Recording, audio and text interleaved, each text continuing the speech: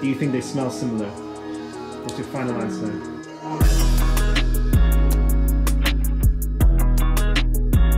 Today we're doing a part 2 to our bedroom perfumery series, even though only about 12 of you watched the first part. We're going to do one last video in my place in Swansea, where I'm going to try and reintroduce perfumery into this channel. I think it's a really cool hobby where you buy your own materials. In the first part, if you saw, guys, I show you how to set up your own lab, which I'm not going to cover in this video here. Instead, this is going to be more of an entertainment as well as educational video, where I'm going to take a popular perfume that we all know and love. I'm going to try and recreate it in a more interesting way. That fragrance is Versace The Dreamer. Now, if you've ever smelled this fragrance, guys, it's a classic cheapie. It's made in the 90s. I think this is the last fragrance that Gianni Versace made before he passed away. It's a floral, tobacco, and tonka bean fragrance. When you think to yourself that you want to actually recreate a fragrance through your own perfumery materials, you actually have to spray it on and really analyze it. I've got a dry down here on this side of my arm. I'm going to spray in the opening here on this side. Okay, experience the opening. I appreciate the dry down. This is about 3 hours onto my skin, and I kind of appreciate what Versace The Dreamer is. So if we look at the notes of The Dreamer on Fragrantica, we appreciate the main notes that Fragrantica talks about. However, I do feel that we don't appreciate how citrusy this fragrance is. I think it's very heavy on tonka bean for sure, so it's very musky in general also. The Clary sage is going to be a big part of this as well. It's going to be quite a green fragrance. I think the Dreamer is masculine because of how green, musky, and heavy on the tobacco it is, especially with the lavender as well, making it nice and clean. I can definitely smell the lavender. I feel that the Dreamer is a nice fragrance for the price. However, I would personally want to make it smell more expensive and make it smell a bit more modern. So I'm going to try and clone it to be as similar as possible, but I want it to be a superior fragrance overall. I'm going to show both fragrances that we have, so the Dreamer and the my creation, to a flatmate at the end of this video and see which one she prefers, and we'll see which one's the winner. So let's go to our lab. So if you watch the first part of this series, you'll appreciate that before we create any perfume, we have to plan it out and structure it through a formula that we think will work. A lot of perfumery is science, art, intuition. For me, as an amateur who's done this maximum for a few months, it's going to be mainly intuition for me. I'm going to create this fragrance like you would any other. You work with the base notes first, the biggest molecules, the longest lasting notes for the fragrance, so what comes at the end, the mid notes, these come in the middle of the fragrance's duration, and then the top notes. These will come at the beginning of the fragrance when you first apply it. Let's create the base of this fragrance. This is how I'm going to structure the base. First of all, we're going to need some coumarin, also known as tonka bean. It is a powder, not a droplet, so we're going to have to weigh it out on a scale. It's going to give it that warm animalic sweetness that tonka bean has. Virginian cedarwood, 10 drops. This is going to give the dry woodiness that this fragrance has. Clary sage to give it some green facets. Vetiveryl acetate is just vetiver. It's a form of vetiver. It's the smooth kind, not the difficult, smoky, old man kind.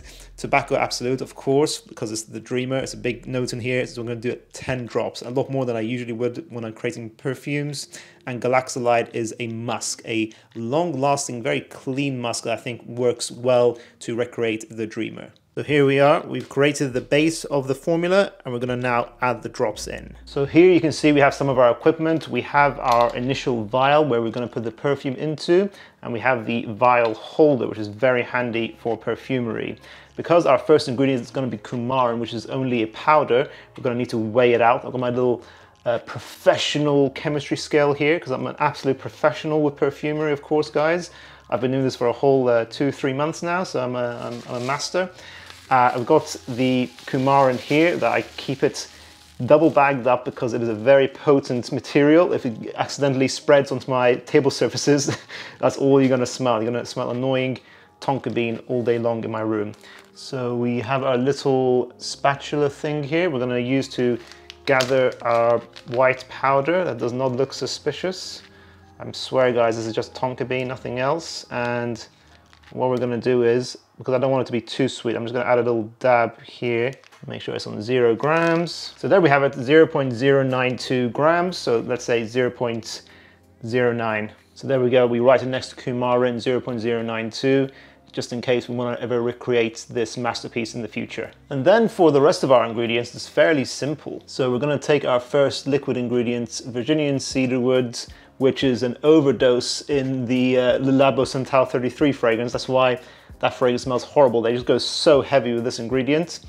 I'm going to take this and add it to my formula through a pipette. And we're going to add only 10 drops. We're going to be consistent. So carefully, 1, 2, 3, 4, 5, 6, 7, 8, 9, 10. And then we dispose of our pipette into this container here because we can't reuse the pipette now. This seems very wasteful, but in perfumery, you use the pipette once and you throw it away. At least it's glass and not plastic that we're discarding. And then yeah, basically what I'm going to do is I'm going to add the drops for the rest of the ingredients. So I'm going to skip ahead. We're going to have our base of our perfume ready. Okay, so I've added all the ingredients. We have this nice golden little juice here. This is all of the base of our perfume. So we need to give it a good stir, especially with the coumarin crystals in there. We'll make sure that's nice and dissolved. Bear in mind in perfumery, guys, you're not actually meant to spray perfumes on your own skin like I did at the beginning of the video. Because you don't want to distract your nose from the materials you're working with. So actually perfumers don't wear a daily fragrance. That's just part of the job. What you can do is, now I'm going to try and smell the base, see if I like how it's turned out. I can just ignore this bit and just carry on making the mid and the top notes. It's like trying to assess the Mona Lisa with 2/3 of it missing from the bottom. So some people just skip this bit, they carry on making the rest, and then they assess at the end. I'm just going to smell the base for now and see how it is, just for educational purposes. So we're just going to take our paper strip and just dip it in, just to get a little dab or two. Okay, that's not bad. You know, I've surprised myself, guys. I'm getting a lot of dreamer vibes from this. That's pretty good. Yo, guys, I think I'm cloning a fragrance. Yeah. That's very heavy on the tonkamine. I definitely over applied, but we'll make it work, guys. And then we have our little paper strip stand, which we can just insert here. So now we appreciate that number 1 here is the base that we've dipped our strip into. Guys, for the mid of this fragrance, I decided to keep it quite simple. I'm simply going to add rose 2 drops, because rose absolute is a very potent material. If you over add, you can ruin an entire formulation. It can overpower all the other notes. Even 2 drops might be pushing it. Hedione 10, you can add Hedione fairly freely. Hedione and Isoi Super are the materials that are in most modern day perfumery. You'll see Aaron Terence Hughes always talk about it. It adds lift and projection to floral notes as well as a fragrance in general. And Lavender Absolute, it's part of the dreamer, adds this cleanliness to it, its soapiness. Only 2 drops, not because it's super potent, but because if you add too much Lavender Absolute, it can make a fragrance smell a little bit too old school and too medicinal. Okay, I've added my mid notes to this masterpiece. We're gonna give it another good stir to make sure all the notes are coming together. And again, we're just going to dip our paper strip in there to get 2/3 of our Mona Lisa masterpiece. So remember, we're missing 1/3 of our masterpiece. It's still only base and mid. It's difficult to assess a perfume as a full picture at this stage. But let's see what it's like. Oh wow, I've cleaned it out a lot. It was a bit more animalic just in the base. It's now very clean. That Hedione's really uplifted it and made it a bit more of a transparent fragrance, more airy. It's got a nice, the rose I think I've added just a good amount. I feel like I've created so far a cleaner dreamer. So hey, let's carry on and see what the final product's like. And again, I'm just going to add this mid and base combo here on our stand. And finally, guys, for the top notes, I'm simply going to add bergamot 10 drops, lavender oil 5, then mandarin oil 5 drops. I think these 3 will combine to make the opening of the dreamer. You guys might be wondering why I'm using lavender oil at the same time as using lavender absolute in the mid. Lavender oil is considered a top note. I believe that the way they chemically process the lavender plant for these 2 different items differs, and that's why you get 2 different notes. Bear in mind that at this point, usually you then smell it and adjust as you want. You'd add a few more notes, more drops of something, or if you've added too much of something, then you're screwed and you have to start all over again. So that's the usual process to tinker with perfumery. Perfumery is a lot of trial and error from what I've experienced.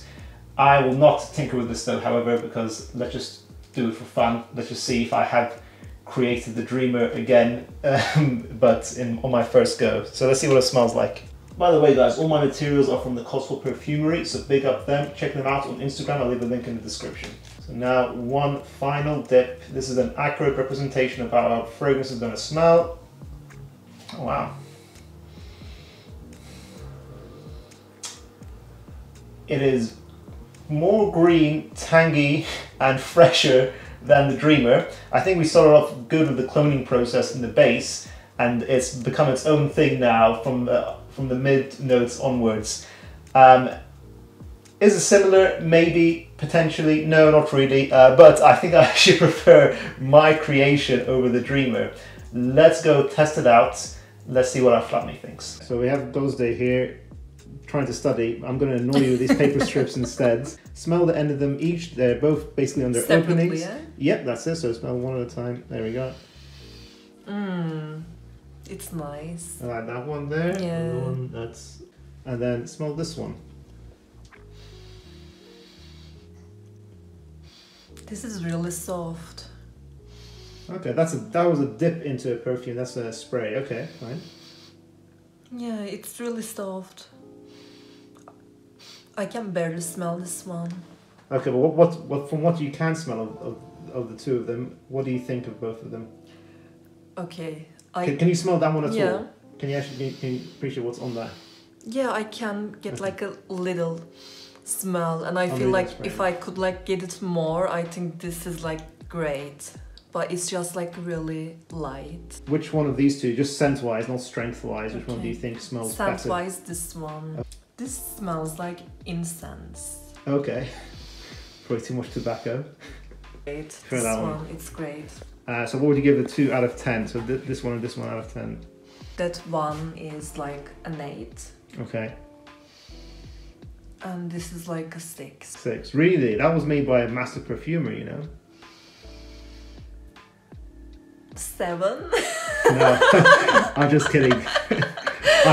I made that one. I'm not a master perfumer. Did you make this one? Yeah, I made that one. What about this? That one is actually made by a professional. Yeah. That's a Versace fragrance. This is still good, but I think this is better. No. Don't try to backtrack, okay. Because I forgot to ask you guys, do you think they smell similar? What's your final answer? No, I don't think they smell similar. Thank you for your honesty. So there you have it guys. Did I succeed in my mission of cloning the Dreamer? Absolutely not. And when I do smell them side by side, I do see why Gosda chose the Dreamer. I do think it does smell higher quality. Fair enough, they're the professionals. I think I added way too much tobacco actually in my fragrance. You do notice when you're making perfumes yourself that you think you're doing something correct at the time, and then when you go back to smell your creation later on, like the next day, actually there's a little adjustments needed. So it's definitely always a work in progress. Of course, perfumes are not a one-time thing that you make straight away in your first try. Like any piece of art, there's many iterations, a lot of trial and error.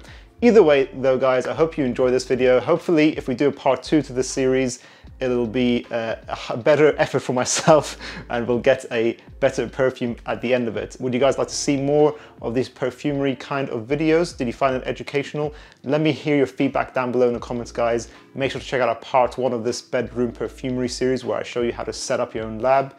Thank you for watching guys, we'll see you in the next one.